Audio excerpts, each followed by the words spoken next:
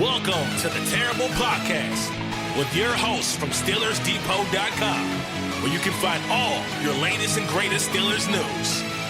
It's Dave Bryan and Alex Kozora, always lit, talking Steelers.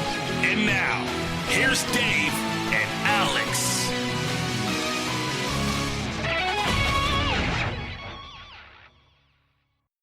Welcome to the Terrible Podcast, Season 10, Episode 93. He's Dave Bryan, Alex Kozora, SteelersDepot.com. Thanks for being here this Friday, Steelers Nation. Dave, happy Friday. How you doing? Doing good. Just staying quarantined. Probably like everybody else listening to this podcast right now. Yep, so am I. Hopefully everyone listening, as we said before, staying safe. Hopefully maybe a couple weeks away from kind of getting on the backside of all this, coronavirus stuff, hopefully. So hopefully there's some light at the end of the tunnel for that. But more to the point, as a good distraction during this time of year, talking about Steelers and talking about Kevin Colbert. He had Q&A with fans, I think, since our last podcast, and he's also talked to some media since then.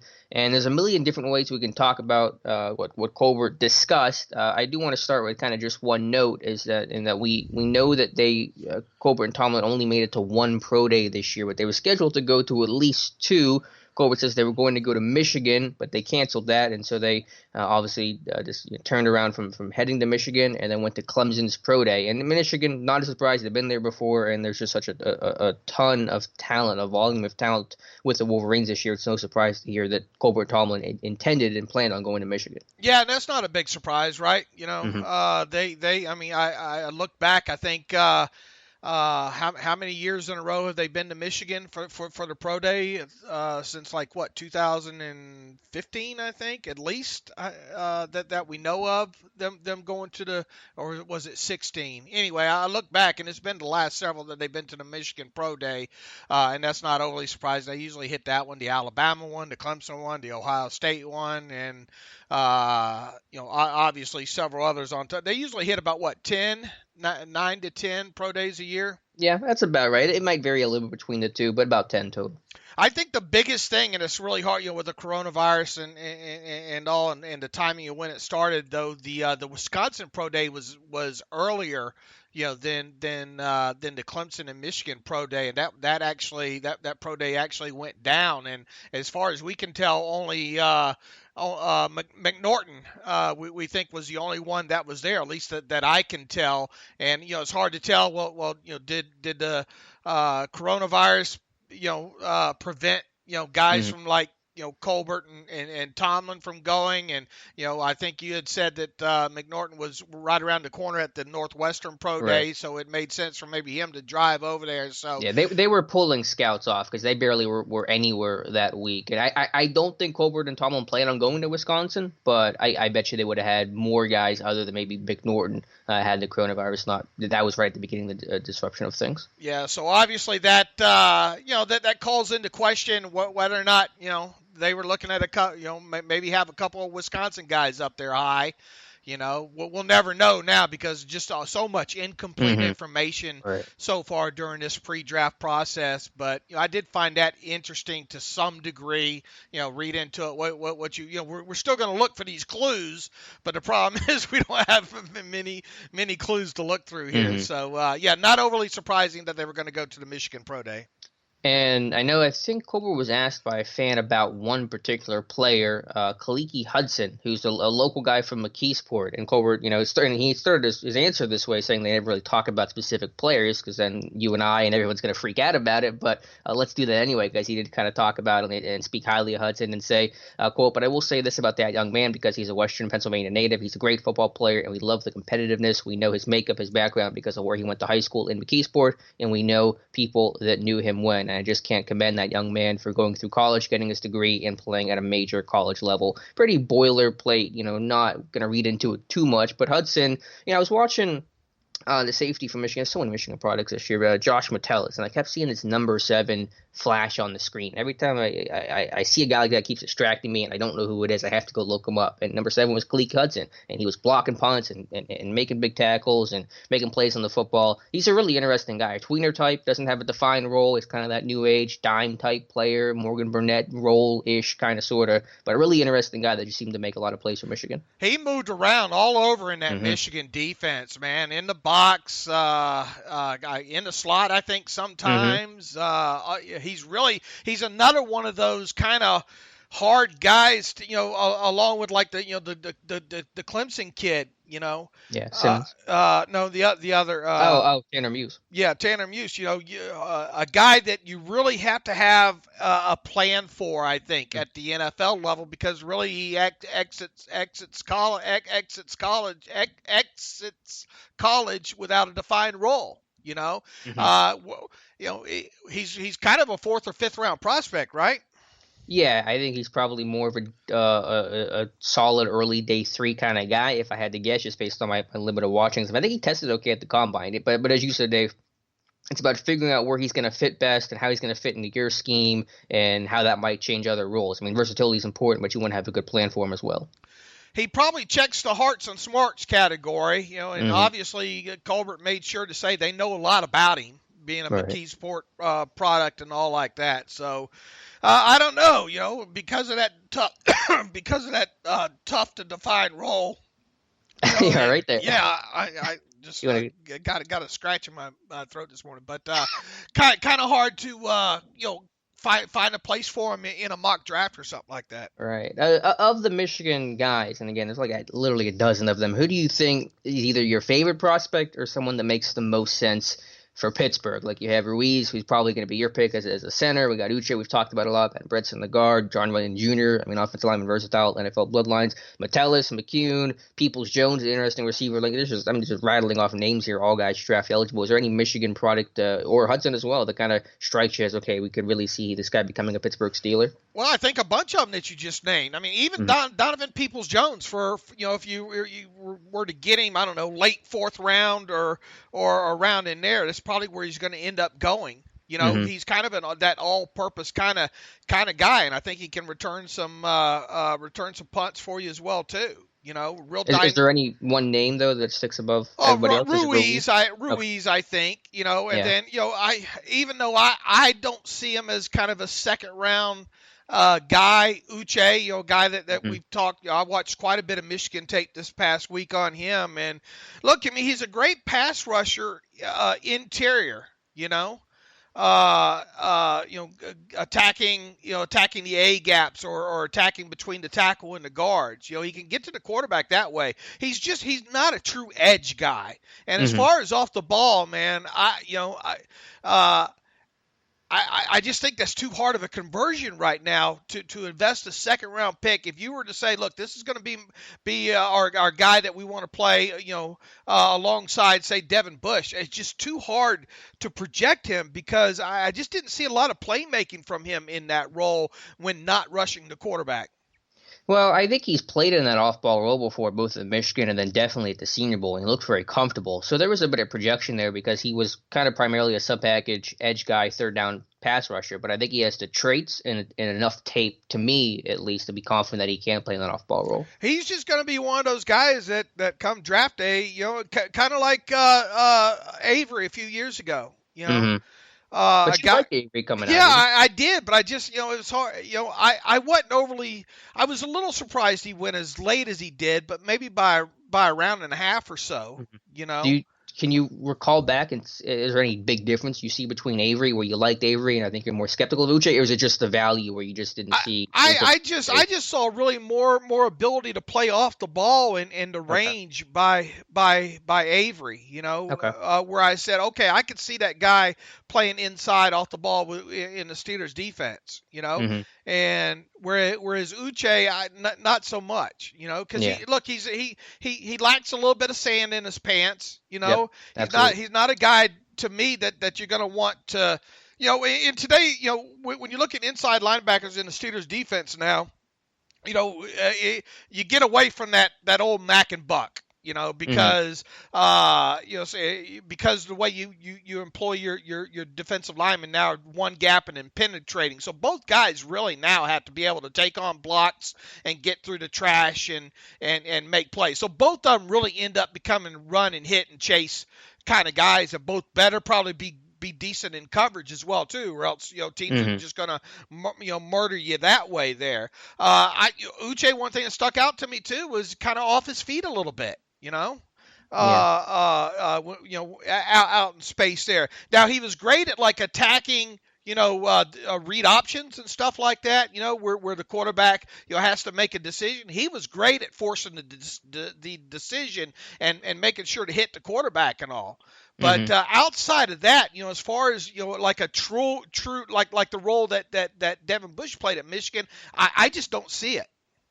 Yeah, I mean, one thing I do try to keep in perspective with Uche, and I kind of was reminded by this when I went back through one of my what they look for studies. You'll see maybe next week with the outside linebackers. Uche is 245 pounds. Now, for an edge guy, that still might not be the ideal size for Pittsburgh, and recently we would tell you it's not. But for an inside linebacker, I mean, that's really good size there. And I think he's kind of a lankier, skinnier body that doesn't look like maybe typical 245-pounder. But he isn't 220 pounds like an Akeem Davis-Gaither, for example. Yeah, I just think, boy, you better have you better know exactly what you're getting into with that play, with Muse, with Hudson, with Uche, and I guess that's going to be the new trend now too. Right. Coming out of college is what do you do with these kind of hybrid players? Yeah, I mean, a top 5 pick, Isaiah Simmons, is literally going to. I mean, he's the epitome of that, but he is that. How do you make him work? Because he's just so versatile. So, I'm not saying he's not going to be the pick. I struggle to find out how he's going to fit. Mm-hmm. Well, for me, and plus is limited, because really it's only 1 year, one true year of usage with him in that Michigan defense, and that was last year. You're right. And yeah, the concern with Uche is that he was really just a sub player in college. I mean, he was a third down pass rusher essentially. And can he become a full-time player in the NFL? There is a projection there. Absolutely. Another Michigan guy that I think makes sense later on day 3 is John Bunyan Jr. Just versatility. Played a lot of tackles. I loved him ahead of the East-West. Either the East-West or the NFLPA Bowl. I keep confusing those two together. But yeah, I mean, definitely played a lot of tackle at Michigan, but probably projects as a guard at the next level. And yeah, 6. I think he's kind of going to be a 5th or 6th round guy. But yeah, I'd like to see him. I'd like to see what he can. Look, I mean, he's got the bloodline, and I think the way he moves and the way he plays, he would fit perfectly at a left guard spot. Right. And although he played mostly tackle at Michigan, he did play some guard as well. I think to kind of hunt around to find a team. I did find at least one game of him playing guard, I think, as rotational steps after an injury. It looked good. So I think he's someone that projects well as versatility, heart smarts, bloodlines, day 3, value, all that good stuff I think makes sense for Pittsburgh. All right, Dave, from Colbert. I think what we're saying is we won't be surprised if a Michigan player is drafted again this year, right?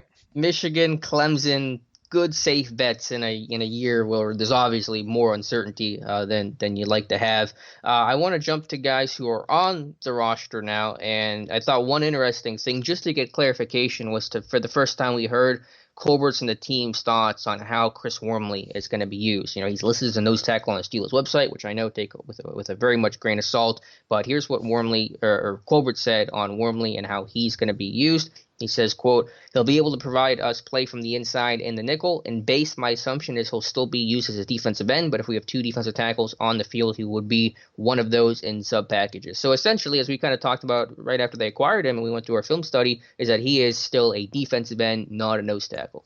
And when you look at it, and like we had said originally anyway, but you look at him, he the measurables on him, he's a classic, 4-eye, 5 tech.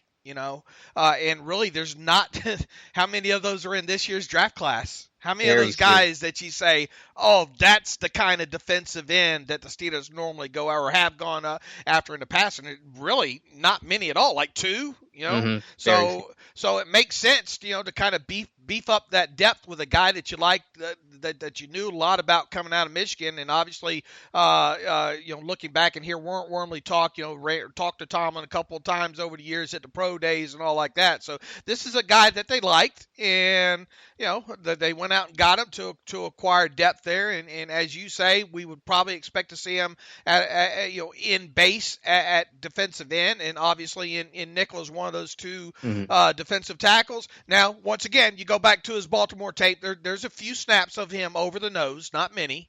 But I don't think that's ideal. And look, you're not going to be in base much anyway in today's NFL. Well, you're still in it 30% of the time. That's 200 snaps a year, and when you're playing 80% of football, I mean that number goes up even more. So I think I hear what you're saying. I get that as a common response, but I think I don't want to overlook 300 plus snaps. Right, and well, here's the thing: leader in the clubhouse still at this moment is Daniel McCullers. Because he's the only one in the clubhouse. Right. I mean, but that's the leader. I don't care. Yeah. I don't care how many golfers you have in the tournament. If he's shooting 20 over par. Well, hey, he's the leader. And I don't think either of us think that Bugs. I mean, I suppose it's possible. They had him down at 290 last year. They see him. But he would have to really grow quite a bit. And it's just that's not his game anyway. Because coming out of Alabama, he was a penetrator. And that's the thing that stuck out the most about him when going through his tape was, man, that guy can rush the passer. Mm-hmm. Yeah. Again, with Wormley, he's going to move around. Obviously, lines are blurred so much schematically, but when his team's in their base, I'm really not expecting to see Wormley lined up at nose tackle, which tells me that as you said, McCullers is really the only guy there, which again says that this is the one position where they don't have a starter for. They've addressed everything else where they could put a starter in today if they had to. At nose tackle, it's not really there, which ergo tells me that they're going to address the position in the draft. They definitely could. And how early is round 2 too early? No, not for me. I don't think anything's too early when you don't have a starter. Nothing's too early. You got to find the right guy, else you don't want to reach. But nothing's too early. Well, obviously, if you did draft that guy, he would be a guy that you would think would be one of the 6 defensive linemen that you dress. Because right now you got Tuitt, you got Hayward, you got Wormley. Guessing that Alulu's still going to stick around. Maybe another season, right? Yep. And obviously, who am I missing there? We got McCullers. Bugs. Bugs, yeah. McCullers, I guess, would not either be on the team or somehow carry 7 and wouldn't get the hat, or I don't know how it would work. But you need to add competition there, period. Yeah. Big Dan can't walk into this job. But he's played better these last 2 years, but not at the starter level. You got to add somebody else. Right. I mean, that's my view of it. Okay, so it was good to get clarification on Wormley. I still see nose tackle as being very much on the board for Pittsburgh, and that may be waiting towards more mid-rounds. Look for a plugger, or you can go with more athletic Hargrave type earlier on. Let's go to the only thing with Wormley, real quick, man, are they going to, are they going to try to extend? It's hard to envision them extending him right now. Yeah, I don't see it happening. So you're gonna run the risk of being a one and done with him, Mm-hmm. And maybe they're fine with that. Maybe they just looking for that depth and see what they can do, and then try to maybe re-sign him before free agency next year. But as it looks right now, odds are probably good that they're not going to get him extended right now.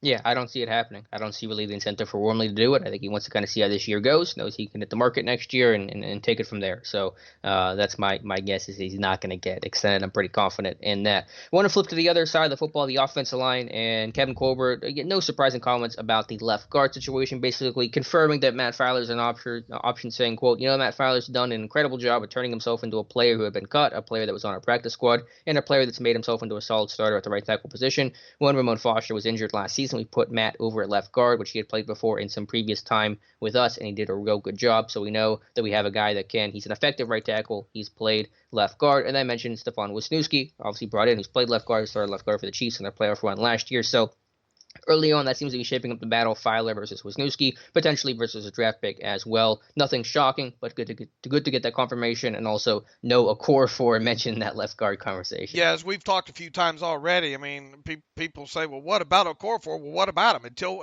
I mean, we've seen nothing of him at guard. So, and until we hear something, outside of saying that, he might be in that battle, it's really hard to believe it because there's just been no evidence throughout his football career of that happening, and you would think that he's going to be him and Banner are going to be at least and we'll see if a draft pick comes in, but going to be battling for the right guards, the right tackle spot, and then you're going to need somebody to swing too, and Okorafor is probably best suited to be the swing right now.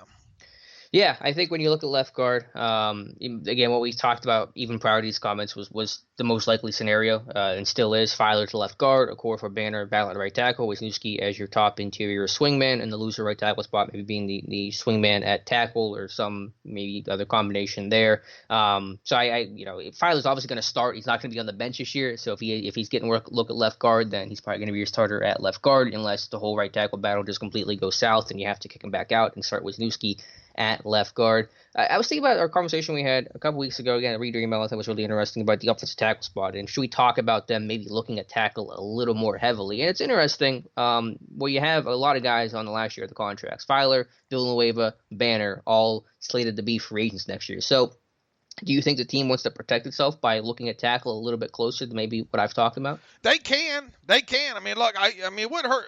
It obviously wouldn't hurt to add two offensive linemen in this draft. Right. With 6 picks, though, it's just a tough part. It is. So I think what you have to look at, and Colbert's got himself set up for this, is you take the best one that's available, regardless of the position there. So are we going to see two when the smoke clears? Probably odds are against that, but I don't think we should be shocked if it does happen. The thing is, the later you get in this draft, unless you got a guy like Runyon, which would make some sense, if you got a tackle early. If maybe you got a Runyon late, and heck, there's some people think maybe Runyon might even go undrafted.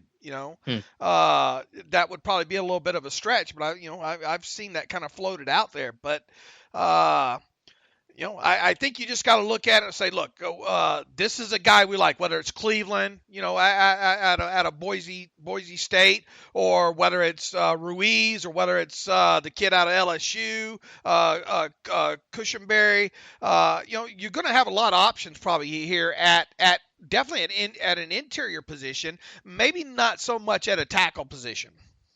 Yeah, I think the tackle class is really strong at the top. The depth thins out fairly quickly by the time the Steelers are going to be on the board and in contention. I think that's a good way to frame it, just kind of looking at best player available, because you can make an argument for interior offense line, you can make an argument for tackles, so it'll be interesting. Yeah, I don't know if they're going to take two. In a perfect world, I would love that. I would love to invest in this offense line as heavily as possible. With only 6 picks as of right now, it is hard to justify that given all the other needs on the roster. So we'll see what they do there.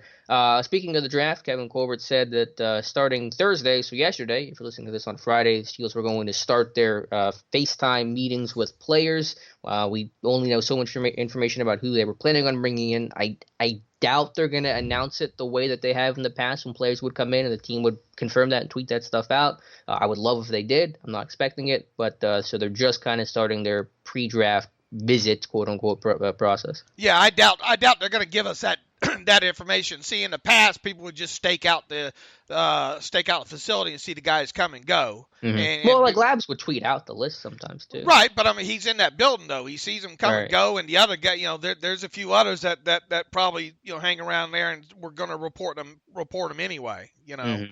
I would be surprised if the team, if Labriola or anybody from the team, reports any of those, video meetings. And there's no way the league, we could find that information out from the league. They have to report that information to the NFL, but I doubt that information becomes public. Not that I've ever seen before. Obviously we're in uncharted territory here, so sure. We'll watch. We'll see what reports. I think we're going to find out probably a few of them after the fact. By prospects doing interviews with different media outlets or whatnot. We might get a few that way, but in no way, shape, or form are we going to be able to build our list of how many can they do, 20 or 30. But I thought it was didn't they lower the number to 20 video meetings, or is it still 30? I'm not sure. I know there are some limitations on how long you can talk to the guy and how many per week, so I'm not I'm not sure about any changes on that. Okay, I thought maybe it was less than an hour. I mean, less than I think 30. I think it's an hour. You can talk to him. Yeah. Yeah, I'm trying to remember what the specifications were. If it's different from the 30 number. My thought was, I think you can only do like 3 a week, if I remember correctly, no more than an hour. Some other restrictions. You have to report it, obviously, to the NFL. I forget all the details on that. Yeah, I'm trying to find it in my timeline right now. I got that information somewhere. Okay. Yeah, it's uncharted territory for sure. But you can still get some information by at least talking to these guys.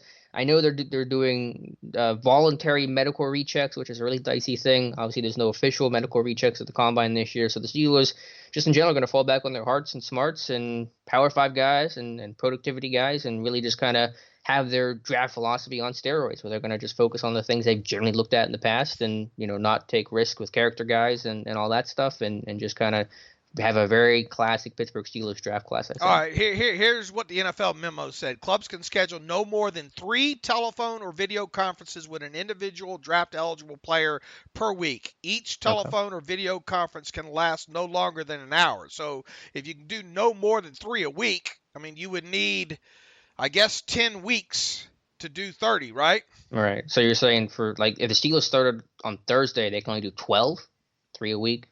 Less than 3 would be less than 12, I guess. If they haven't started them yet, and I mean, he said he hadn't. He said they were starting Thursday. Yeah, that's what I'm saying. That's why I'm saying it's going to be less than 30. It's going to be less than 20, though. It's going to be like 10. Okay, well, it's not going to be many. It's not going to be 30. Yeah. So I wonder. I know they were planning on talking to Ezra Cleveland. I'm trying to think some of the names that were reported. I mean, I don't know how much things changed after the fact, but hopefully we'll find out. Like you said, hopefully some guys will interview and some media types will be able to pry out that information. I'll keep looking, but not a whole lot to go off of so far. Right.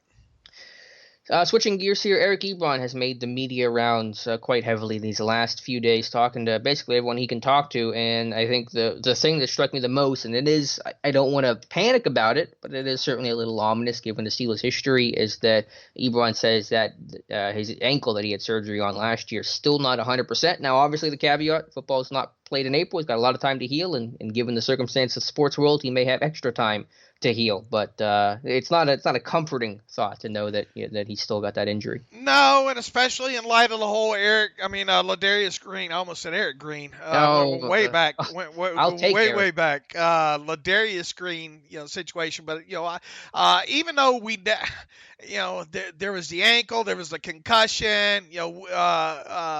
Splitting hairs. Which one prevented him from the OTAs and training camp? I think their official report was it was the concussion, but regardless, he was coming off ankle surgery that year, as well. So, with that still being fresh on your mind, yeah, it's a bit concerning. But I mean, we're to worry about something as we sit here in April in regard to that for a surgery that took place in early December, I think.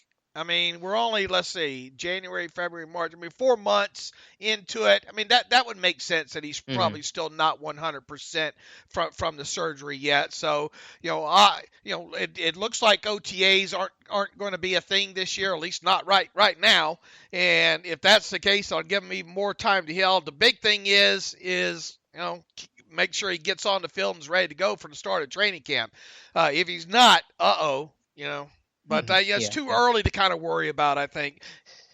Well, he does say he has a jugs machine in his home, so that's a good start. He's definitely going to be putting in as much work as he can during the offseason. Kevin Colbert did touch on Ebron and what he's going to bring to the table. Briefly, he said, quote, he's a premier type of receiving tight end when he's healthy, although that last part makes me a little nervous. They said they had no chance of drafting him when he came out of North Carolina, but now they have a chance to reunite, and Tomlin's always wanted to draft him. At least that's what Ebron has said. So pretty common for this team to circle back, and that's the benefit of having the same head coach and same GM and same scouting department for the last decade plus, basically, that you can go back to these reports and you have these connections you built up when these players came out, and when they become free agents and they become available, you can go after these guys. So Tomlin, gets his guy again, I guess.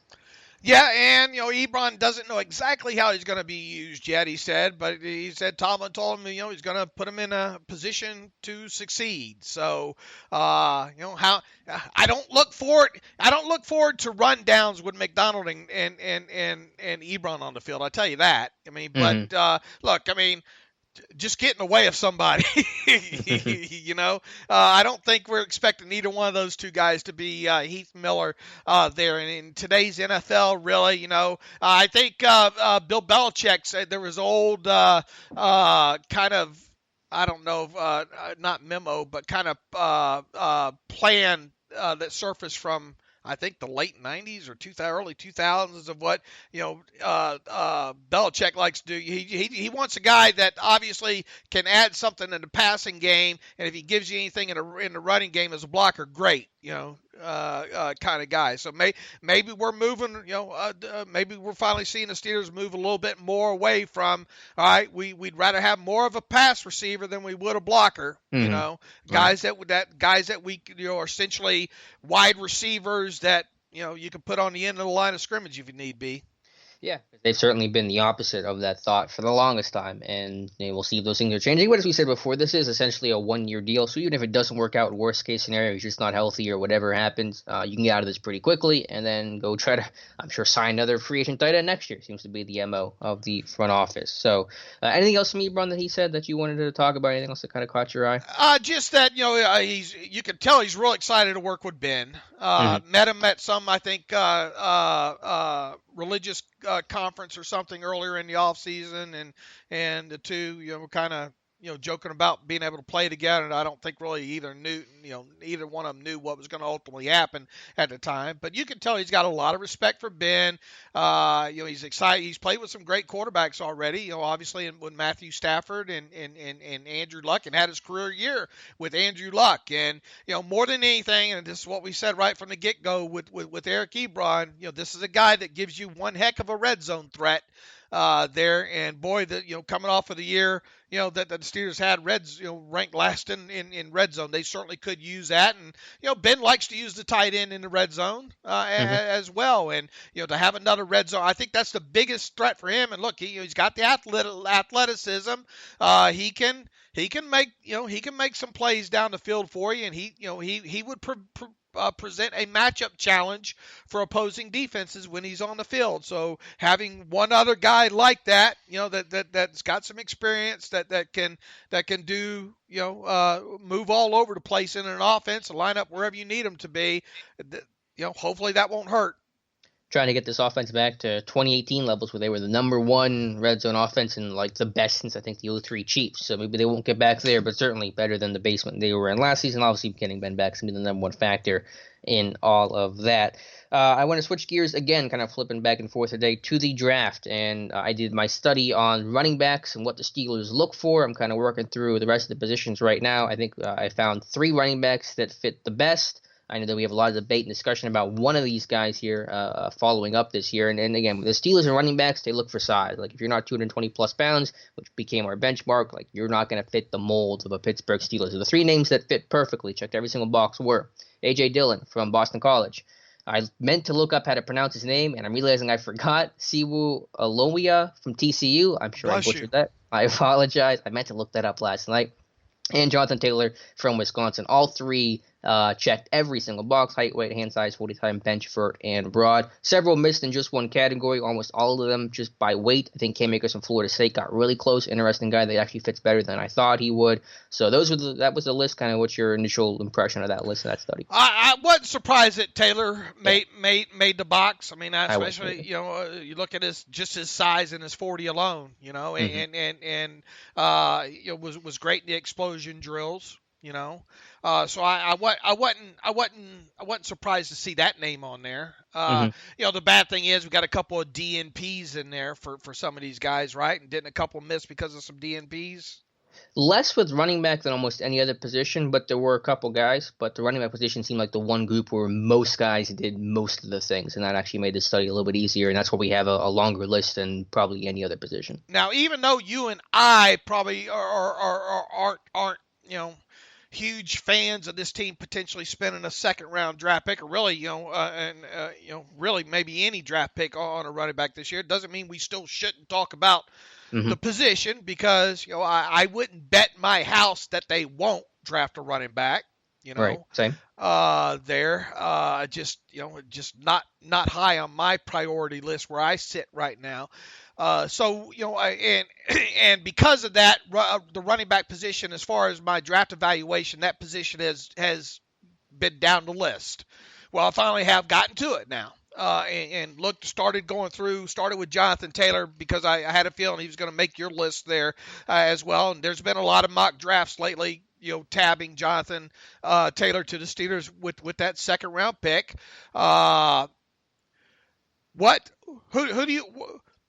Which one of us needs to start on it? Because you did the evaluation on him, I think, the profile. So, do you want to start? Well, here's what I want to ask you, because I know you've done a lot of great work. You've broken down the good, the bad. I think you've given really good context to Taylor. When we discuss him today, are you discussing and going through the lens of this is how you feel about Taylor, or is this going to be like how you feel the Steelers are going to feel about Taylor and their likelihood of drafting him, or just what kind of lens are you going to be talking about Taylor through today, if that makes sense? Just him as a running back. Okay. Period. Just evaluating a player as I would any of them. Okay. I mean, does he fit what the Steelers do offensively? Yes, I think he does. Yes, he does.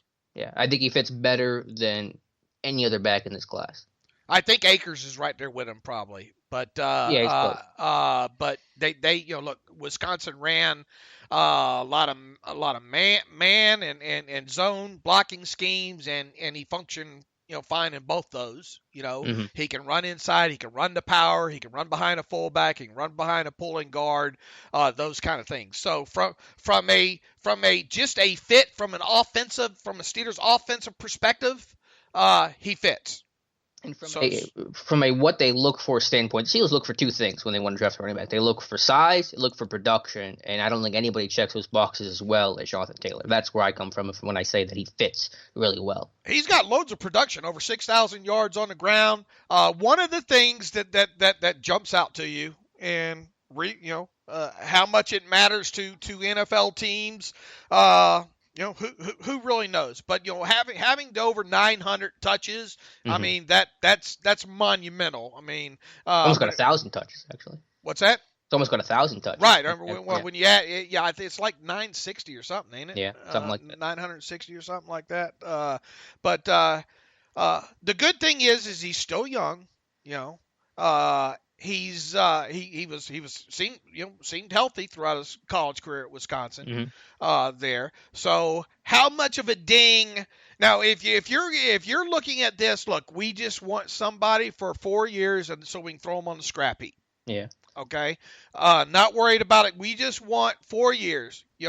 How big a role does 900 touches come in there? That's where I was going to go, because I think the mindset is basically you can't assume you're going to get more than 4 years of rookie contract out of any running backs that you draft. And if you extend the guy, you're always nervous saying, is this the right decision? We've seen those backfire for Gurley and Freeman, and probably even Le'Veon Bell to some lesser extent, but still an extent nonetheless. So I think less so because he's a junior. He did come out a year early, and because that realization that if you get 4 good years from him, then you've won, and anything else is just gravy. So I think it's actually not as much of a factor as it might have been in the past years. How many touches did Le'Veon Bell have coming out of college? He had almost 700 rushes, I think.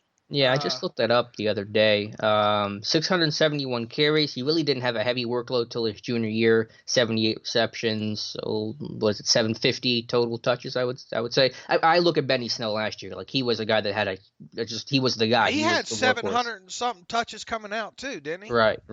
So I think separating. That's why I asked the question. Like, from the Steelers standpoint, I don't think it matters that much, because they want workhorses. They want to draft guys that had heavy production and guys that show they can be the guy. I think from our evaluation standpoint, we can ding that more, but from the Steelers standpoint, it doesn't really seem to matter so much, and they actually kind of prefer guys who had that heavy workload in college. All right, if touches are no concern, And in today's NFL with the running back markets and 4 years throw them on the pile, then that's less of a concern.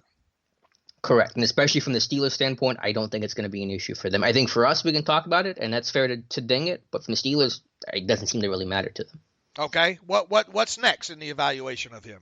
Well, I don't know if you can talk good or bad. I think the best thing I saw for him, obviously the athleticism, the overall profile is amazing. I think his patience and his vision was really strong overall. I thought the way that he just be able to run behind his blocks, now to run his blocks, stay within the structure of the play, and then obviously based on the way he tested to be able to make plays in space. I didn't see quite that athleticism they tested with on tape. I got a lot of flack for that, I'm sure. But I think just in terms of his patience, ability to let the play develop is really special, really unique. Well, because I wrote him up this past week as being I put him as a risk. I didn't put him cannot draft him. Okay, Mm-hmm. I put him as a risk, and whenever you do that, the fan clubs come out and say, "Oh, he hates him." But I made sure even early in the article, I praise what he does well.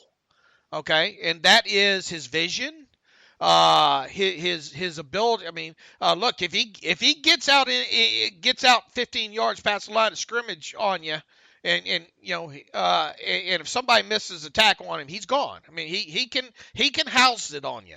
Mm-hmm. Okay. But we saw Benny Snell. Benny Snell doesn't have near the breakaway speed, but we did see Benny Snell break some long runs as well too. I think the vision is there with him for sure. Now, as far as the agility, outside of him doing a good job of being able to read and then take that slide step. Mm-hmm. That kind of that half, not so much that stick the foot in the ground, stop on a dime, give you 9 cents change kind of cut, but just that slide, to wait for the blocking to come past and then hit the hole that way. He's got the vision that way. Mm-hmm. I think he runs good, but interior reading, reading defensive players coming across face. Definitely. And going from there. So, that's one thing that I highlighted early in that article. He has the vision. All right. Now, that offensive line, I don't know how much Wisconsin tape you watched the last few days. That Wisconsin line was something. Oh, yeah. And that's why I've talked about drafting their center, Tyler Bidas, to get the block for Taylor. I mean, that kid has some monster holes to work through. Now, here's another thing that is a positive for him is just in double explosive runs only, and runs, those being runs gain 40 yards or more. He had what did I have? 19 of those. Okay, Mm-hmm. That's an extreme amount of double explosive runs. Yeah. I mean, to be fair, the volume of carries is so high you would expect. Sure. But I went through. I wanted to and I contextualized those. And more. He had a lot of big holes to run through on those. Okay, and on top of it, a lot of those he was not getting first contact. Until a good 8 yards maybe down the field, sometimes a lot further down the field. And a lot of those runs, he had to break. He had zero, I think on 3 of them, he had zero contact and ended up in the end zone. And zero missed tackles. And on some other, a good bit of them was either zero broken tackles because he was already through the monster hole, or like one arm tackle. He can break an arm tackle. All right. Yeah. Well, he's 225 pounds. He's got the power to just. I mean, you need more than that to bring him down, regardless at the line of scrimmage or in the secondary. You see a lot of people having to dive at his feet. Once he gets through there. So here's the thing. Double explosive runs in the NFL usually just don't happen that frequently.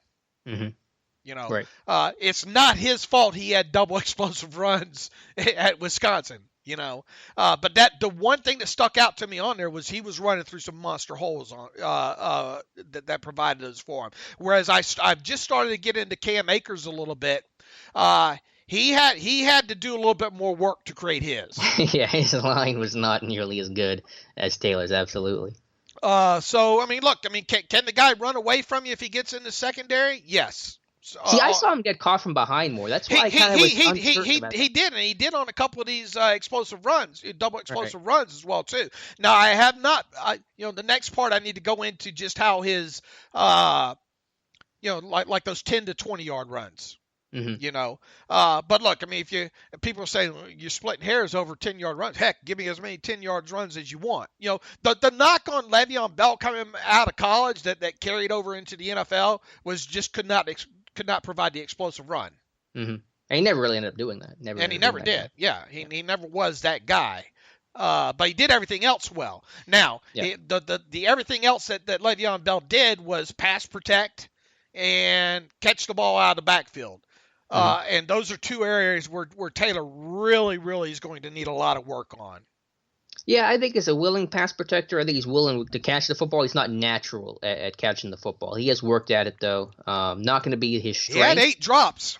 Yeah. Like I said, I mean, I think I wrote my report. He fights the ball too much. Yeah, I think I had that literally in my report. I have on the negative here. I said, we'll fight the ball as a receiver and body catches too often. But I think he has worked hard. I think watching him, I think at his pro day and seeing some of the catches he had and at the combine, like he did look better. So he's not natural at it, but I think he has improved as a receiver. In pass pro, I think he only had like 60 something around 60 pass pro blocks or something like that. A lot of them is just him cutting. Yeah, that's what I have. Yeah, he was rotated a lot on third down. Didn't catch a whole lot of passes. I said willing pass protector who squares up and willing to sacrifice his body, but he's not. That's not obviously the reason why you're drafting him. Right. So the question becomes with him is how quickly can you get him on the field? Because look, because he's not going to be drafted by you in the first round, he's not going to come with that 5th-year option. Mm-hmm. So he becomes a 4-year player for you, and you have to really any running back that you get right now in this draft, you got to look at him as a 4-year player. So the question is how quickly can you get him on the field his rookie season, and does it matter if you can't get him on the field a lot, during his rookie season? No, I think it matters because if you're drafting running back that high, you're doing that, you would think, with the intent of playing him as soon as possible for all the reasons you said. It says, if you don't, then you're basically on a 3-year contract at that point. I think you can get him on the field right away, though, just because of the production he had. There are obviously some limitations that he's going to have, but something that most rookie running backs are going to have coming out. They're not always as strong in pass protection. Not all of them are great receivers. Some obviously are, but some aren't. And I think that what he offers as a runner itself is something that you can justify getting on the field as much as possible early. All right, so rookie season, how to shoot. You putting them on the field on early, and then bringing in Connor or whoever, getting third down, obvious pass situations. Yeah, I mean, more or less. Then you're going to have at least with Connor, you can still hand the ball off, so it's not like a total red flag, when he comes on the field. My biggest fear, regardless with the running back position, is spending that early a draft capital on a guy that I'm not sure you're going to be able to get on the field a lot during his rookie season. Yeah. Well, no, I agree. I mean, you shouldn't. I mean, if you're going to draft a running back that high, we talk about this all the time. If you draft him that high, you better get him on the field right away. I think that's true of a lot of their early picks, and I think you can do that with Taylor. I think he's pretty NFL ready. Again, if you do that, if you kind of divvy up the snaps where he might not work as much on third down, you have Connor in, maybe a little bit more Snell, Samuels, whatever. But on first and second down, run situations like Taylor's your dude. And I think the thing that we've been consistent in saying that, okay, well, we're not maybe big on them drafting a running back this year, but if they do, you better get one of the better ones early, and you better see what you can get out of them right out of the chute. Yeah. Now, I think the big issue with him, and I think you did a great job to illuminate this, is the fumbles. And I think when you talk about risk, that's, to me, probably the number one area where you're talking to risk with Jonathan Taylor. Yeah, and he does. It's hard to see. People say, well, you can just fix it at the NFL level. Well, why didn't they fix it at the college level? Right. And what are the numbers on fumbles? 18? It was 18 or 19. Now people will say, well, look at it. Look at the times he carried, and then extrapolate that out to the other running backs and their fumbles, and fumbles per touch, per touches. What does that say? Sure, yeah, you can do that. But the fact of the matter is, he's got a fumble in his shoe. Well, do we know what the relative number is on the is there any data on fumbles per touch? Because I'd be interested to know what the relative numbers are compared to other I backs. don't have them in front of me. Yeah. But I mean, look, he had 900 something touches. So if you look at the touches, in my post, I have how many touches those other running backs have. What do I have in there for those guys? And which Taylor one, the explosive one or the fumble one? I guess you probably have it. The risk one. Okay. Let me pull it up. Because I had the explosive run percentages and the total touches in there. Okay, DeAndre Swift. All right, 440 rushes total. That obviously isn't total touches, but it's not like many of these backs have more than 40 yeah. career receptions. J.K. Dobbins 725. Clyde Edwards-Helaire, 370 rushes, and then Taylor 926, Zach Moss 712, and Cam Akers 549. I would have to break it down. I don't know the total fumbles of the other guys right off the top of my hands. All I know is that here's why I wanted to look, and I went and pulled. It's one thing to say this guy had 19 fumbles. Mm-hmm. Well, how did those fumbles happen? Sure. Okay, was it a bad pitch, or were a couple of them bad pitches just mishandled, or was the ball pulled out, or was the ball knocked out? It was kind of all the above with Taylor. Him carrying it a little bit too far from his body and having it knocked out that way. Him having it close to his body and having it ripped out like 3 times by defensive players. Someone getting a helmet on the ball, knocking it out that way, and then just a mishandle, off of kind of a read option kind of play as well. So you name it, he fumbled it that way. And also he had one where he had made a hell of a catch on a pass out in the flat, and it was kind of all one motion. He caught it and was starting to turn upfield and had the ball ripped out of his arms that way, and it stayed in bounds. Most of the players on the field thought it was just an incomplete pass the way it kind of happened. So that's one of his fumbles that way. But I think here's the thing. I would be surprised if he doesn't cough it up a couple of times, a season during his NFL career. That's what I came away from. Yeah, that's fair. Yeah, I have to look at some of these other numbers on relative, but I imagine Taylor's not going to come out looking great, even if you make those numbers relative. I guess for Pittsburgh, it always comes back to, will Pittsburgh care enough to not draft him? And I think James Conner has a lower fumbling rate, but Conner's obviously had fumbling issues, and so I just kind of look at that and say maybe they just kind of live with that a little bit more. What else do we have on him to break down? Does he fit? Yes. Is the workload a concern? To some degree, but if he's just going to be a throw on the pile after 4 years, not so much. He definitely has explosive runs and inside run capability and the vision. He's not that stick the foot in the ground like Le'Veon Bell was. I don't think he's going to break a lot of ankles at the NFL level. Yeah, no, he's not. That's not his style at all. He is going to have to develop as a pass protector and as a be able to learn and read defenses and function that way as a pass catcher. Did you see that 4.39 speed on tape, that overall athleticism? Because I still just I just didn't quite see the way he tested and the way that he played. I don't know if you run away from guys consistently like he did on. But he got caught. He got caught. I have. Yeah, but go look at each one of those explosives. He's got some 80. Yeah. He's got some. If you're going 70 or 80, how many? Let me look here real quick. How many of these were like over 60 yards? We're already using 40 as a measurable, to be double explosive here. So he had. Let's see how many over 60. 1, 2, 3, 4, 5, 6, 7. 7 of them over 60. I'm just curious, who were those against? Do you have the teams on that? One of them was Penn State, I'm pretty sure. Was it? I'm guessing Purdue. Yeah, like a 300 game against Purdue. Probably had a 60 in there. Let's see. FAU was one of them. Nebraska was one of them. This is from his freshman year. Purdue, freshman year.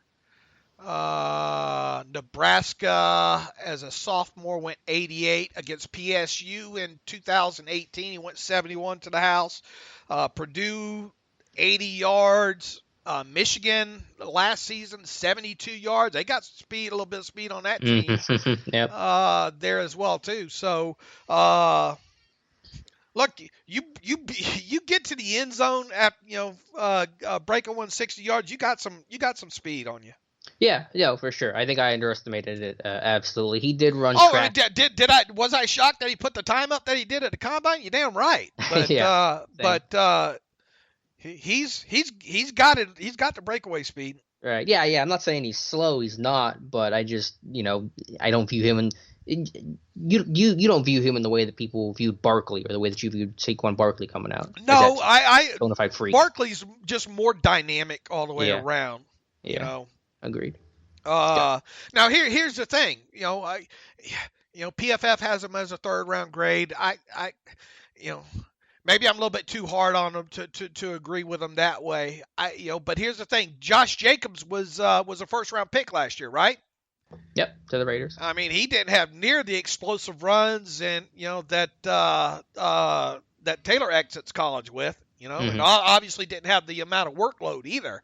So, if Jacobs went 1st round, where does that put Taylor? Yeah, that is the ultimate question, because I still think the odds are Taylor's not available by time 49 comes on the board for Pittsburgh. Taylor is one of the top 2 backs, probably, I would think. Now, I see some people have, I think, Moss maybe ranked higher.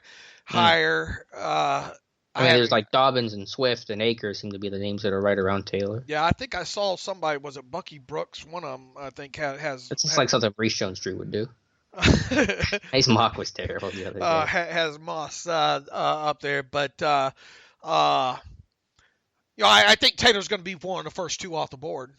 Yeah, and that's going to happen before 49, you think? I don't know. I mean, if Jacobs went 1st round, maybe that's why they didn't even go to Wisconsin Pro Day to look at him.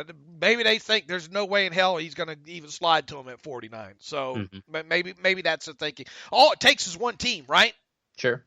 Yeah, I think the odds are more likely than not that Jonathan Taylor was gone before 49. Not going to guarantee it. Running backs can slip. We've seen that, but I think he's more likely than not gone before 49. I think the big test with him is how quickly can he get on the field, and will he have a fumbling problem at the NFL level, and will he be more than just a 4-year player? Yeah. Well, I think it's hard to project any of these running backs being more than 4-year players, just given the nature of the position. But then that begs the question: do you want to make that investment in that? In your first draft pick of a class? That's where I go back to. Yeah, that's why. Yeah, I'm going to write about that. I think for Monday is that do you want to make an investment in your first pick in this class, the headline face of the class? You probably have him for 4 years, best case scenario, 4 good years. You're just a Jonathan Taylor hater. That's what it is. I'm a Michigan man. No, look, I mean, it's our duty to talk about. But when I say that, that's true of any running back in this class, not just Taylor, obviously. Right. But I mean, once again, if they're going to draft one, they better get one early.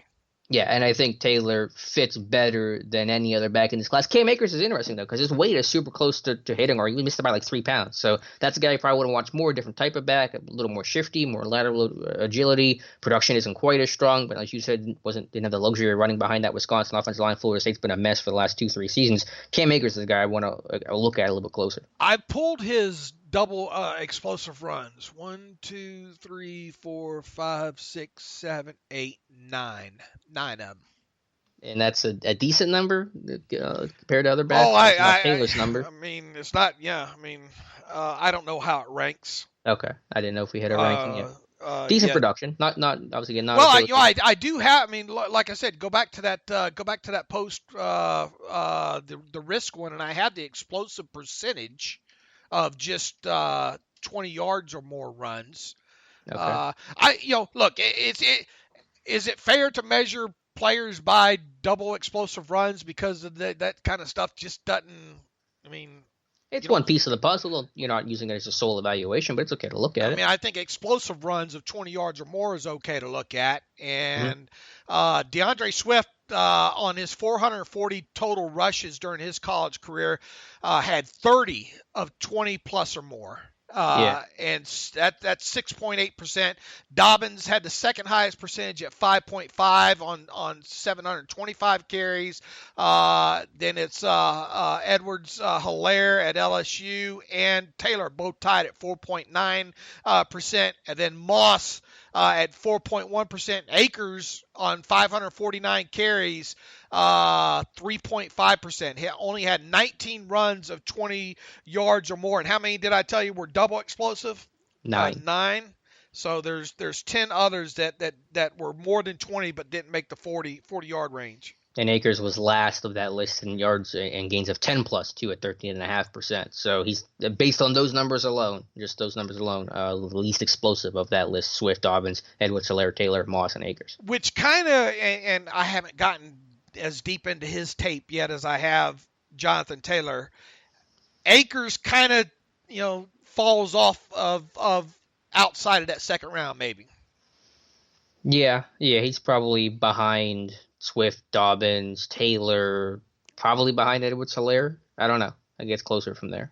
Right. So, Akers, what I'm finding with Akers, and once again, I don't want to go too far out here because I haven't looked at his full body yet there.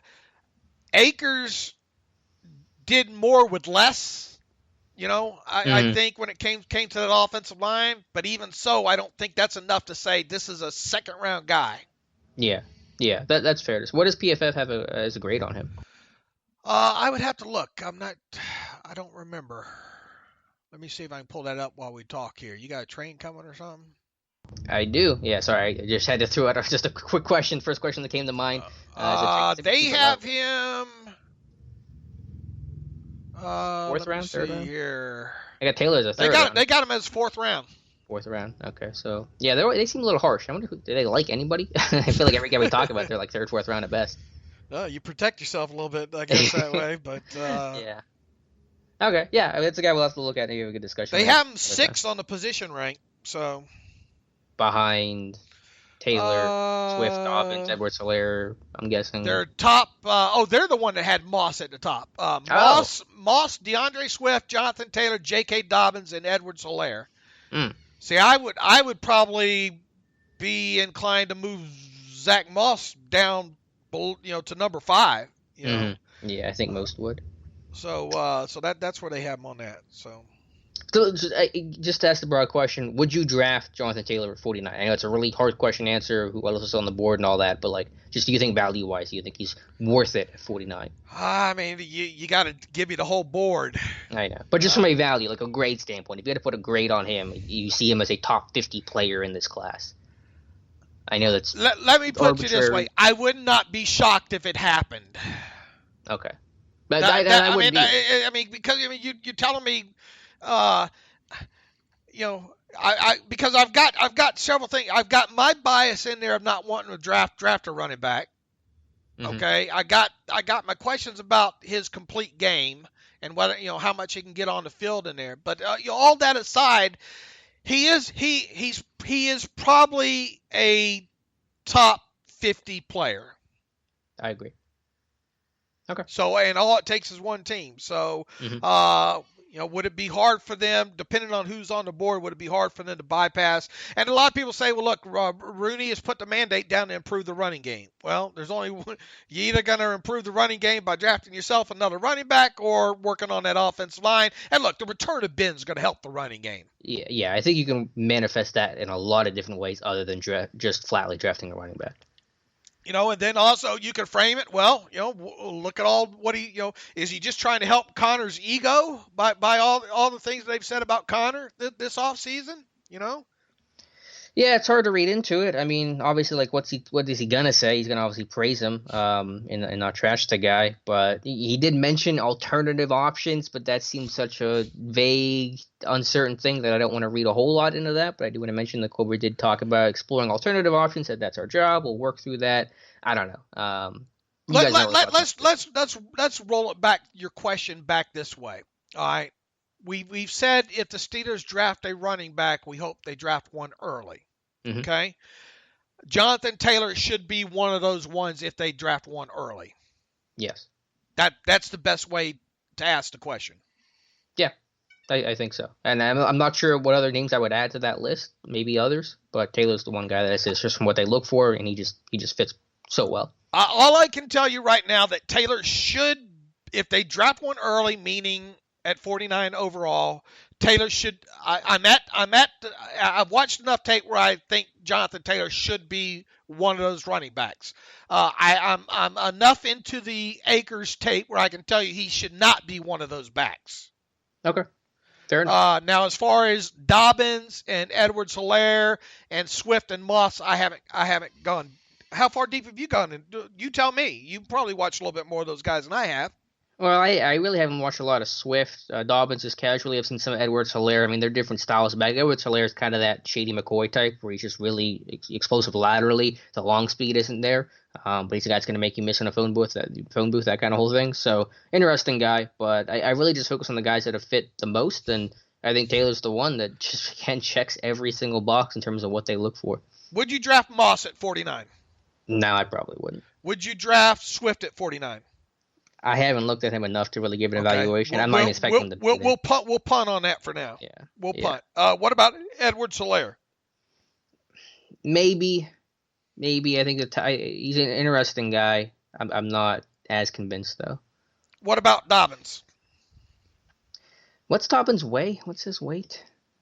I'm just curious from that standpoint. I don't have a weight on J.K. Dobbins, but probably more open to Dobbins than I would be Moss, and I think it'd be close between him and Edwards-Helaire. Okay. So you're kind of still undecided on Swift or Edwards-Helaire. Yeah, just because I haven't gotten into Swift's tape, but Edwards-Helaire, I like Edwards-Helaire. I mean, I think he's a good player, and obviously I watched him a lot. I've been watching these LSU guys back and forth. What about the other two guys in our study? Dylan from Boston College and the TCU kid, whose name I'm going to butcher again if I try to say it. I haven't watched enough of either of those other than just the highlights. Like I said, the running back group has been last. Me going through, and unless I've watched 3 or 4 games of each of these guys, I don't have the right to comment on those guys. Yeah. No, it's fair. Dylan's just a freaky guy. Like, I haven't watched him super in depth either, but I mean, just these measurables are rare. 6'4", 247, 4'5", 41 inch vert, 10'11" broad. Like, that is just freaky stuff. And the TCU kid has actually gotten a lot of Lev Bell comps. I think he's working with that footwork king guy, so he's kind of got that Le'Veon Bell vibe to him. Where I'm at right now on should they draft a certain back at 49. The only two I can put in there right now would be Taylor for sure and Dobbins maybe.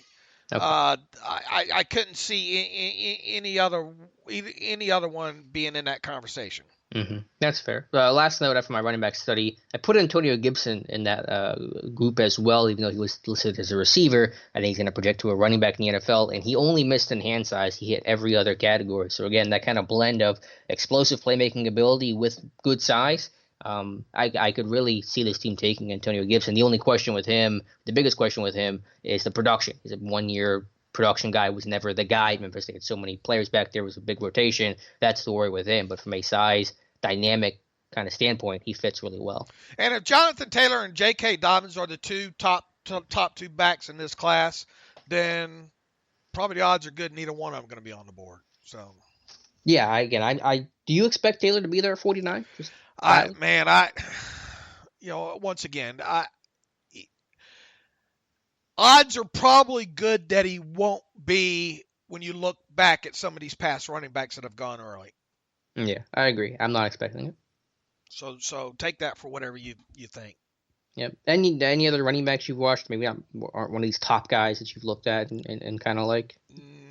Just like I said, Akers a little bit. I'm more into him right now. That's it. Gotcha. All right, Dave. Good discussion there, and I think that proves you have a fair evaluation on Taylor, and that doesn't mean you hate the guy. Yeah, evidently I hate him. So it doesn't sound like. You basically said he's a top 50 player. Yeah, I mean, second, third round grade. Okay, fair enough. All right, Dave. What else you want to talk about? Anything else you wanted to touch on, or we can probably get to some reader emails, close up the show. Did we get to everything that we wanted to get to? Yeah, I felt like we were missing something. It does feel like we're missing something here. Look over the list there again. Yeah, we had cool. Anything else from Colbert or Ebron? I mean, there were so many just nuggets of information from those guys. I tried to go through and hit on the big ones, but there's anything else those guys said you wanted to touch on, we can revisit those discussions. No, I guess that's got it. I guess we can go on to some reader emails here. Let's see. This one from Bill. I'd like to submit a question to Alex. I'm unsure how to do such. Please inform or provide the following to him. Do any of the Steelers assistant coaches have NFL head coach potential? I guess I shouldn't answer this, right? This was for you. Yeah, I don't know why it was directed at me. I don't have any sort of special insight on that. Do any of them have head coach potential? I'm trying to just go through the obviously it's not the coordinators, clearly. Any positional coach that might. A lot of these guys are new. Austin, right? Maybe. Yeah, I feel like that ship has sailed. Like he had his chance a couple of years ago. I'm not sure if he's ever going to get back to head coaching contention. I've always liked Jerry O. I don't think he's maybe a coordinator. I think Carl Dunbar is the guy that should be a coordinator. I think it's a crime he's never been one. I don't think he's been one in his coaching career. Yeah, I don't know. No one that's really springing to mind. Maybe Blaine Stewart someday. All right, from Joseph, JD from Newmarket, Maryland. Happy Friday, long-time listener. You guys are great. I have long commutes to work and listen to every episode of the podcast. Thank you and keep up the good work. With the new signing of Wormley and already having a Lulu on the roster, do you foresee a potential trade occurring with Tuitt? I know our MO has always been to keep best players, and he was the top defender last year prior to getting hurt. However, I'm strapping on the tinfoil hat on this one. Steelers have done some not-so-Steeler things within the last year-ish, so this is not completely crazy. I also ask myself why they have two backups that they have some starting potential that are defensively defensive end and not nose tackle. Your breakdowns on Wormley and Colbert's comment have also backed up that he's going to be a defensive end. Could they trade Tuitt to get a draft pick and get 90% of Tuitt's production with a rotation of Wormley and Alulu, add in Tuitt's injury history and his starts to sound injury history, and this starts to sound possible. Look, Alulu, whatever you get out of Alulu, you're going to get. Alulu had a fantastic season last year. But it sounds like with Wormley coming in, maybe they're not so sure they can continue to get that kind. I wouldn't want Alulu playing any more snaps than really he had to play last year, which was quite a bit. Mm-hmm. On him. Wormley kind of, to me, is added insurance. So I don't think you should go. I mean, Tuitt was fantastic before going down last year. Tuitt would have been in a Pro Bowl last year probably had he stayed healthy all season. So with Hargrave gone, do you really want that much of a flip on a defensive line? I would say no.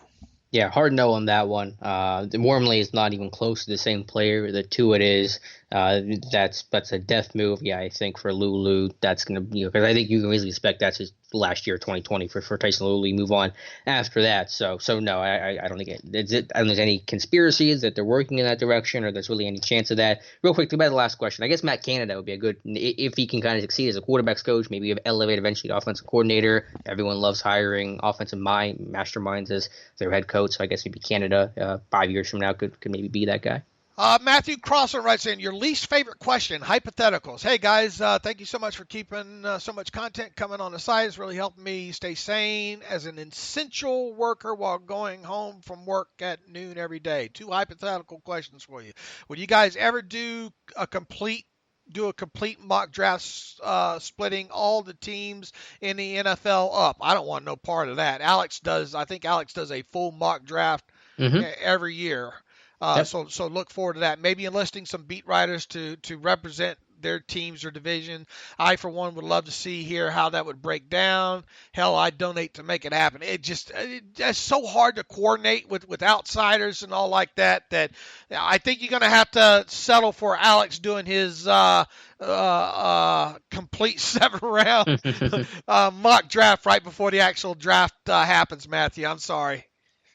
Yeah, hopefully that doesn't disappoint you too much that I can give you a full 7-round mock draft with explanations for each pick. Yeah, trying to coordinate that would be way too difficult, too unreliable. So sorry, I don't think that's going to be in the works. Number 2, since this year's draft is going to be unique with the lack of pro days and visits, how amenable would you be to trading picks into next year's draft? Which picks and how many overall would you be willing to kick into 2021? The trades will look something like this, loosely guessing from the Jimmy Johnson value chart. He has 49. I don't want to read all these off because not looking at a chart, it's all Chinese to me here. I guess the question goes, how many overall would you be willing to kick into 2021? I get that sentiment, and I think a lot of teams might do that, but not a team like Pittsburgh with only 6 draft picks that's in a win-now mode. So I get the overall sentiment to the league, and I think other teams that might have a lot of picks or maybe just an average number of picks might take that approach. But for Pittsburgh, I don't know the scenario where they're maybe later on day 3 they flip a 4th rounder for something next year, but nothing significant. Yeah, I don't think it'd be anything of significance, other than maybe, like you said, 7th next year to get and maybe get something back in return. I don't know how it would work. But I don't see us having talks about, boy, do you believe that trade they made and they gave up an early 2021? Right. Yeah. Again, I could see them trading back to get more picks for this year. I don't know if they're going to trade picks this year to get more picks for next year, if that's the way he's phrasing his question, which is how I interpreted that. Chad who's that? Was that Mark? Thank you for being an essential worker and stay safe. Absolutely. Stay safe out there.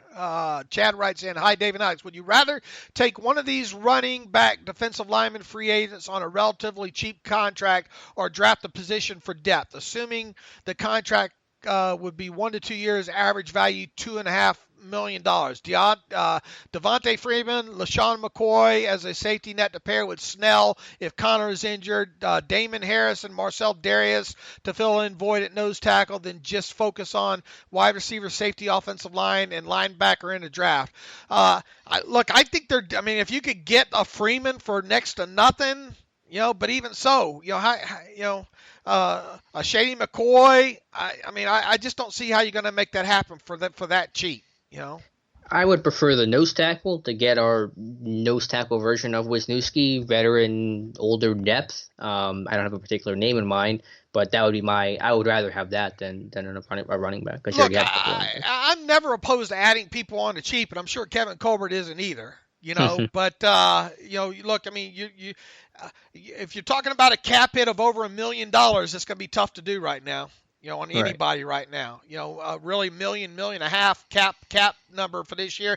And of those players, how many of them are going to want to sign a 2-year deal for that cheap? I can see it maybe wanting to sign a 1-year deal, maybe for like $3 million or something. But, they're not going to, and Colbert's going to want to lock him up for 2 years so he can keep that first year cap year number down, and then so he can throw him on a pile next March if he needs to. Right, yeah. Colbert's already said there's a pause on free agency. I'm not really expecting any other moves. Probably the rest of this whole process, but not till after the draft. Once again, I haven't signed Alex for the veteran minimum on a minimum signing. Yeah, I'm still in the market, and you're not signing. I know. I think Kevin Colbert keeps one of them minimum salary benefit contracts taped to the front door. I haven't passed my physical yet. Yeah, there you go. Thank you, Chad. Rodney Schuschman writes in, hey guys, interested in what, if any, other podcasts you guys listen to? Not many. Does Howard Stern count? Yeah, does he do a podcast now? Or still what I listen to is the wrap-up show is what I listen to. That's all I have time for. Has Stern gotten worse over the years? He's kind of more mild and tamer. Is that fair to say? He's not as wild as he used to be in like the 90s? He does damn good interviews, man. He can get some. In fact, he's got Tom Brady coming up here. Really? Yeah, he got that. Wow. That's one thing they're promoting right now. In the next, I guess, couple of weeks, is he's going to be interviewing Tom Brady. So that he has a way of just getting people to open up. As far as him, he's same old Howard. So. Right. This is gonna sound really. He's a germophobic and all as well too. So he's working from home right now. They got a studio built in his basement apparently, and they're starting to wonder now if he'll ever come to the studio again. Wow, is this co-host still there? I forget her name. Robin Quivers. Yeah, is she still part of the show even though her help? Yeah. She's still his sidekick. Okay, this is going to sound really kind of morbid and dark, but I remember I've listened back to his broadcast on 9/11 and just being in New York and one of the only shows kind of airing that from that perspective, and that was just a really fascinating listen, kind of to hear him witness that event live. It was really interesting. Yeah, I think I've heard that once or twice now. Yeah. It's been a On while, YouTube, though. What are podcasts? Yeah, I don't listen to a lot of sports podcasts. I used to do one for the Phoenix Suns because I'm a quasi Suns fan. They're terrible. All of a sudden, the one I listen to, and you're gonna let me, you probably don't even know what it is, but it's called Doughboys. It's a food review chain restaurant podcast. It's a comedian thing. It's really funny though. I've been listening to it for a couple of years now, so somebody out there probably has heard of it, and it's a good entertainment. I like to listen to Jim Florentine, the comedian. Some of his podcasts occasionally if I have time during the off season. Yeah. Cool. Frank writes in, hello, Dave and Alice. This is Frank from North Carolina, long-time listener, first-time emailer. My question is, at 49, if Justin Jefferson, Denzel Mims, and Winfield Jr. are there, who do you take with that pick? Thank you very much, and stay safe. Boy, good question. I mean, I think it comes down to the receivers, either Jefferson or Mims. I'll go Mims because I think you're going to go Jefferson. I will, and because I think Winfield Jr. is really more of a third-round guy, really, personally. So I think the more value there would be to get Jefferson or Mims. I can live with either one of Jefferson or Mims, so I'll tell you that. But you would take Jefferson? Probably, yeah. Yeah, I think I'd go Mims. But nothing wrong with Mims tape. Yeah, nothing wrong with Jefferson tape either. Ashley Lawson writes in, hi, Dave and Alex, from Newcastle, England. Hope you guys are well and staying safe. Based on your tape study, do you think the current wide receiver draft class has the potential to be as good as the 2014 one? Notable names from 2014, Sammy Watkins, Mike Evans, Odell Beckham Jr., Devontae Adams, Jarvis Landry. Boy, that's a good question. I'll tell you, this is a good wide receiver class. Yeah, if any class has a chance to rival 14, this is it. Yeah, I mean, we'll see when the smoke. We'll see about 3 years from now, right? But man, there is some exciting. Boy, just the Alabama kid. I mean, you start going down it. T. Higgins, Jefferson, Mims, the TCU kid, Rager. There are a lot of, and look, I mean, even though I think Pittman's more of a third or fourth round guy, he's primed for a good NFL career. Even who's the Arizona State kid? Yeah, Ayuk. Yeah, CD Lamb from Oklahoma. I mean, yeah, it's a lengthy list, so it's as good a receiver class. It's probably at least 14, and I think it could rival it when all things are said and done. It's good. It's a good class, Ashley.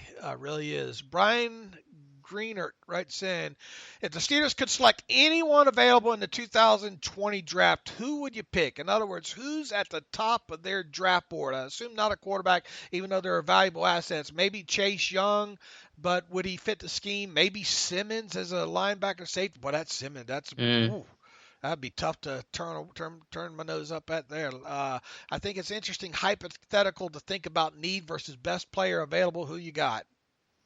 Yeah, that's a good question. I mean, some of these guys we just don't even dive into really deep because we just know they're not going to be there, Brian. So really, I can't give you a good top to bottom evaluation on a lot of these guys because I know they're not going to be there. Right, especially in a year where the Steelers don't pick in the first round. I mean, you're not even thinking about these guys. I mean, yeah, it was Simmons, our top receiver. I mean, a Judy, a Ruggs, but a tackle. I mean, you get Wills or Wirfs or someone like that.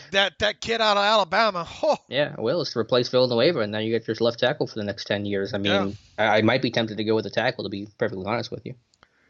So that's one of them hypotheticals that really we probably can't rightly answer because really we just don't dive in deep on a lot of these guys. You know. All right. Correct? Right. Yeah. I haven't thought about it a whole lot because of what you said, but you couldn't go wrong with whoever you pick. I'm sure whatever name you want to throw out there. Philip writes in, hey fellas, just finishing Tuesday's podcast to talk about perhaps drafting a safety early made me think of this question. If the Steelers draft a guy like Winfield Davis or Brandon Jones, who can play multiple roles, including center field? Do you think may open the possibility to drop Minka into the slot in certain packages, crucial downs? I remember when we first traded for him, I think PFF had some stats about how good he was in the slot, maybe even the best in the NFL. Thanks, guys. Love the site and love the podcast. I echo what a lot of folks have said. Can't thank you enough for the great coverage and entertainment during these strange times. And Dave's random question for you, I started listening at some point mid 2011, and I believe the first place I heard the podcast was on Steelers Nation Radio. Am I remember that right, or has the brain cell died along me? Yeah, we used to be on Steelers Nation Radio, and they just pulled us. So, thanks for the question, Phil. What do you got on them safeties? I think, I think all three of them could be multiple chess pieces. Yeah, I think they all have versatility that's attractive and really important in today's NFL, especially to the point about, okay, we need to get Fitzpatrick moving around and not being just a center fielder that can be avoided by offenses. I think Jones provides a little less in terms of this free safety, post safety type. I think Davis and Winfield probably offer more while still offering slot stuff as well. I see Jones as a little bit more strong safety, big slot kind of guy. But yeah, all three guys offer versatility. The best of those three, I might go Ashton Davis, Winfield, Jones as a rough order. But again, all three do have versatility. I would probably go Davis and then probably Winfield and Brandon Jones really neck and neck as far far as the rest goes there. I think Davis is head and shoulders above. Mm-hmm. Fair enough. Let's see here. What else do we have?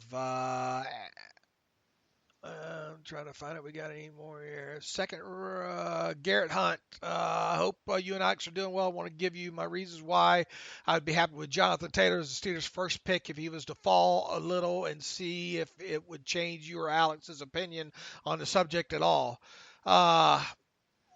He's got like 7 bullet points. Going to take too long to read. Garrett, what'd you think? I'll just throw a question back at you, Garrett. What'd you think about our evaluations of Jonathan Taylor? Yeah. Well, what's his top? Give me one or two. I personally think he is a fantastic prospect, a higher class running back upside than Connor, who is no slouch by any means when healthy. Okay. Yeah, I mean, he's a good prospect. I would defer back to your question. What did you think about our discussion on Taylor? Do you think we were being fair to him? I think we were being very fair to Jonathan Taylor. I think we were. Let's see. Mike writes in, "Hey, David Knox, being from Wisconsin, I feel it is my civic duty to let you know Tyler be a dish. Be a dish. That's how you say it. Be a dish. Be a dish is how you pronounce it. Is an H at the end of that? Or is a Z? Really? That's how you pronounce it? I don't know. You from that SZ territory, right? Okay. We're two consonants to end the name. But he says it's Beadish. I've had a couple of brief interactions with him when he was in high school, and he was super polite. Seemed like a great kid. Would love to see him in a Steelers form. Boy, you watch Jonathan Taylor tape long enough. Well, not very long at all. Like I said, can the Steelers just draft a whole offensive line? That would be the one to draft. Going to be interesting to see where he goes. For my question a few years ago, the Steelers surprised us all when they selected Juju in the second round, despite not really showing much interest in him lead up in the draft. Who do you think are a few prospects that aren't getting much buzz in Steelers circles that could surprise us at pick 49? I personally think Donovan Peoples-Jones could be one to watch for. I like Donovan Peoples-Jones as a potential Steeler. I just think 49 is way, way too high for him. Yeah, it's way too high. The lack of production. Concerns I know the quarterback play wasn't great, but still. Surprises for 49. I guess it's because we've talked about a lot of the options at 49, so I guess someone new wouldn't really qualify as a surprise. I mean, I still look at the safety position. I think Ashton Davis at 49. There's a level of uncertainty because he hasn't been able to work out with an injury and everything going on in this pre-draft process, but I still look at safety, and I don't want to ignore that as a possibility at 49. All right, let me look at let me see if I can come up with a good one here for 49 overall. What about Jonah Jackson out of Ohio State? Yeah, that's a good one. He's a grad. He's older though, right? He was a grad transfer, I think, from Rutgers. Well, he's asking for a surprise. So. Yeah, that would be surprising. Yeah. Trying to find out. Curtis Weaver. We talked about is a Ross Blacklock. I mean, he's not going to fall that far, right? Yeah, probably not. And I don't like him as much as Gallimore. Maybe are we paying enough? Maybe Darrell Taylor, is he? Yeah, I was just thinking about Taylor. I think at 102 that makes more sense than 49. But Taylor's interesting. He fits. I think they'll like him. Is it too? That's too early for Cleveland, right? No. No, I think Cleveland's gone by then, to be honest with you. What about Patrick Queen? He's probably going to be off the board. Yeah, he's gone. What about T. Higgins? If Higgins falls because of those poor... I view him as more of a third-round guy, personally. Well, he's been getting first-round buzz throughout this whole process. I haven't seen it, but have you? I mean, he had gotten. I really hadn't watched him super closely, but he had gotten that first round buzz, and then he didn't work out the combine. His pro day numbers were poor. In a deep receiver class, I could see him slip. So this could be like, it's going to sound harsh here, but like a Lima Sweet, the guy we thought was a first rounder. Oh my God, he's fallen to us in the second round, and maybe it doesn't work out. Maybe it does, but maybe T. Higgins is the name to consider. Trying to think of anybody else. I think that's a pretty decent list we just gave him, right? Yeah, I think so. Let me see if I can cram one more in here for us. How about from Brett? I had a question about the wide receiver class. So far, the majority of the receivers discussed on the podcast have either been slot receivers or slot capable. I was wondering if there was a reason for that. Do you see the slot as the biggest need? Will it allow them to move Juju around, bolster multiple positions with one guy? Is slot the strength of this draft, or is the position most likely to be available when they draft? Or is the slot focus been function of random chance, and there'll be a lot more X and Z receivers coming up in the next couple of weeks? Here's the thing: how many really good Z receivers are there in this? That aren't guys that are going to be still on the board after the first round. Right. Yeah, I don't have a good breakdown. I mean, I know I've talked about slot as being, if I had an ideal, I would like that true slot guy, because that's the one guy that doesn't really exist on this roster right now. Here's the thing: they don't need an X. They don't need a predominant X. Mm-hmm. Right. That's Deontay Johnson. Z, you can make an argument for a good Z, but how many Martavis Bryant like guys, do we see? Yeah, they're tough to find. We've talked about some other guys. We talked about Jalen Reagor. We talked about Denzel Mims. I mean, we've talked Donovan Peoples-Jones. We've talked about some guys that are not looked at as slot types. Right, but those guys can move around a little bit, right? Yeah, I mean, like Jefferson. Jefferson played at the outside, and then he really had his most production moving into the slot. So he can do multiple things for you. And Pittman. We just had a lengthy discussion. We just had a lengthy discussion about him. So it's just, I think it's more that the guys that might kind of be in the wheelhouse are kind of more slot capable. But then you have guys like Mims that can play on the outside. Yeah, Pittman is literally an outside guy, and that's about a left outside guy. A left outside guy. So yeah, I think we were talking about slot guys a lot early in the process. I think over the last couple of shows we've talked about some other guys that might not fit that slot type. Yeah, it's possible they take an outside guy. They're just looking for talent at receiver, because they have kind of their three guys. Deontay is the X, Juju in the slot, James is Washington is the Z. You can just find good talent after that. Let's see. For people asking about Dave T, I'm going to effort to have him on next week sometime. So, okay. We'll start now trying to get him, to make sure we get him in. How about one more from Lenny from Cleveland? Hi, David Knox. Love the show. I'm a very happy ad-free subscriber. When do I know when my year is up on the website for the ad-free? Hopefully it's giving you an email notification on that.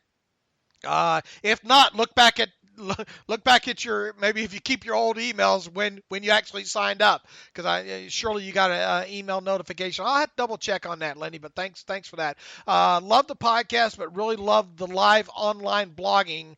I thought the pace was much faster, and Dave did a fantastic job keeping up for an old guy. Is he talking about in-game live blogging? Because if so, that's not me. That's Matthew Marksey. He says, love the podcast, but really love the live online blogging. I thought the pace was much faster, and Dave did a fantastic job keeping up for an old guy. Maybe it's about the Monday streams that we've done. Is that what he's talking about? It's not a blog, obviously, but maybe that's it. But he says live online blogging. I don't know. But I'm glad you enjoyed it. Yeah, whatever it was. If you're talking about the in-game blogs during the season, that's Matthew Marksey. Dave, I loved your breakdown of the Bud contract, but I just can't see them putting ink on that much money for him. He really is unproven except for year 5. I tend to think they should draft an outside linebacker at 49 and play Bud on the franchise tag. Use the money to sign a quarterback after Ben retires. And he goes on to say, when is the last mock draft from you guys? Well, I'm fixing to come out with another one, hopefully maybe over the weekend here. Ooh. And then I might have one more after that. Yeah, I'm going to have 2 more, one a week or 2 from now, and the one right before the draft.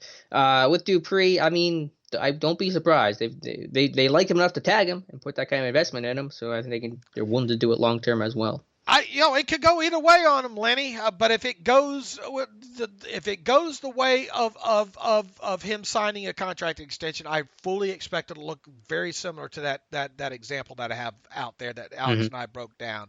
Could it, obviously it could go the other way if such a contract, if Dupree wants more than that. But it could go either way. I think they're going to try, and I think they're trying to get him signed long term. And now we'll know by July 15 whether or not they were able to do that.